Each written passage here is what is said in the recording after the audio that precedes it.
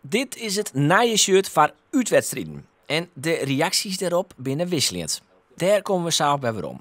Het nijs is namelijk dat de haatsponsor ik weer verlengd had.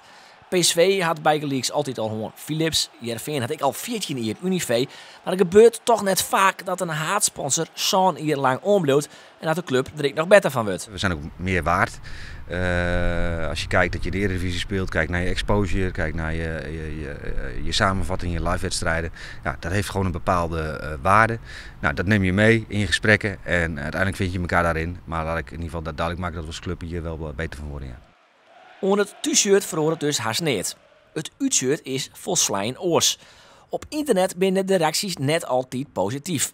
Net zozeer over de culturele haatstijd als sponsor, maar toch vooral over de krutte letters. Het shirt als zich is natuurlijk hartstikke mooi. Prachtig mooi wapen erop, goede kleur, goede hoofdsponsor. Alleen ik had het idee dat de drukker zijn bril niet op heeft gehad. Is het al te groot? Ik vind het nogal groot, ja. Nou, hij het shirt in handen.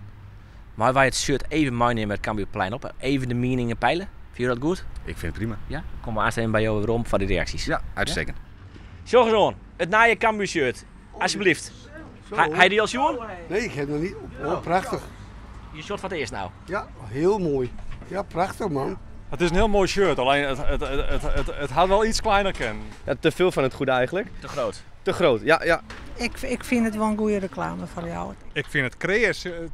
Dat kerst tenminste nog een beetje lezen vanuit de tribune. Maar ik denk dat je hiermee het shirt eigenlijk een beetje verpest. Want als ik onder de supporters hoor, is het eigenlijk toch wel een groot item.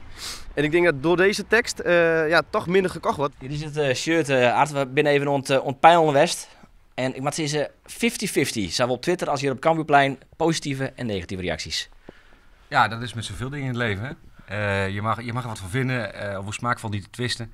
Wij gaan de komende periode benutten om het shirt verder af te ronden. En ook hoe het uiteindelijk op het shirt komt. Dit zal het uitgangspunt zijn, maar er zal, zoals ik al eerder aangegeven heb, het vast nog even wat fijn geslepen worden. En dan gaan we er een mooi seizoen van maken.